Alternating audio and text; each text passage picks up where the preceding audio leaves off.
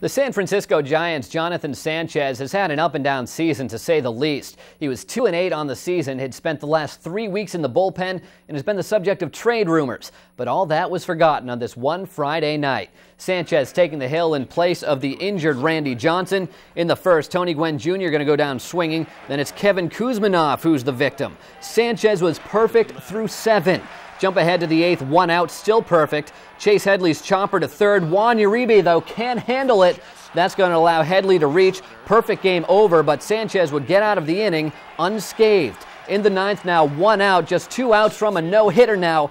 Edgar Gonzalez to the warning track, but there is Aaron Rowan to lend his pitcher a hand. Coming up with a huge catch, Sanchez much appreciative. 1 out now from the no-no. There it is, the nasty backdoor curveball on Everett Cabrera. Sanchez with the Majors' first no-hitter of 2009. Giants win 8-0. Sanchez was just 1 base runner from the perfect game. I feel awesome. I mean, I didn't think about that no-hitter until the 7 innings. I was just keeping the ball down and throwing my pitches, and once I did a good job back there, and he helped me out. I mean, Ryan grabbed the home run. That was amazing. I mean, I knew I had it after that grab. I mean, everybody made good plays, and that's how I got it. From last night's no-hitter to one of 2 pitchers who threw one last year. John Lester on the hill for the Red Sox, taking on the Royals. The last time Lester faced Kansas City, he threw that no-hitter and was almost as good on Friday. In the second, Lester getting Miguel Olivo the nasty curve. Then it's Alberto Caspo who can't hold up. In the third, Willie Bloomquist going down swinging. Lester 8 scoreless, striking out 8. No score in the 5th, runners on the corners. Olivo throwing down to second, gets Mark Cotte in a rundown.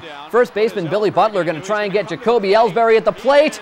He's called out. Ellsbury clearly not happy. He would get tossed seconds later. You can see why he is upset too. Looks like on this replay, just getting his foot in ahead of the tag. Terry Francona giving an earful to umpire Darrell Cousins did no good. Still scoreless in the bottom of the 8th. Runner on third for Boston.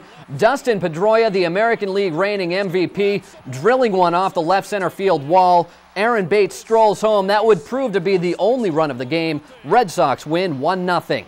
More great pitching in the AL East on this night. Jeff Neiman on the mound for the Rays. In the second, Kurt Suzuki going to go down swinging. Then it's Jason Giambi who's the victim. And in the third, Adam Kennedy can't get that backdoor breaking ball in the outside corner. Neiman 6 Ks on the night. Bottom of the 4th, Rays up 1-0. Carlos Pena, the solo blast down the right field line. That is his AL leading 24th of the season. How great has he been for this team? 2-0 Rays. In the 5th, Pena showing some leather too. The diving stop on Ryan Sweeney. Neiman over on first, covering the bag for the out.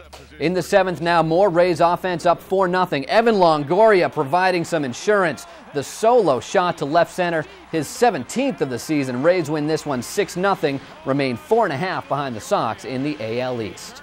The trading deadline is still more than 2 weeks away, but there's already some activity on the market. The Atlanta Braves and New York Mets swapped outfielders on Friday.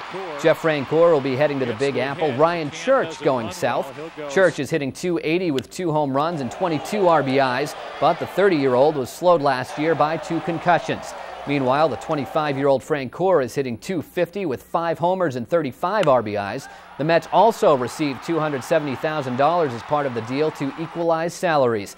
And in a move that probably won't affect this year's pennant race, the Mariners on Friday shipped shortstop Yuniesky Betancourt to the Royals for a pair of minor league pitchers.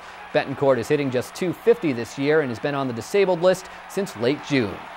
With sports, I'm Tony Consiglio.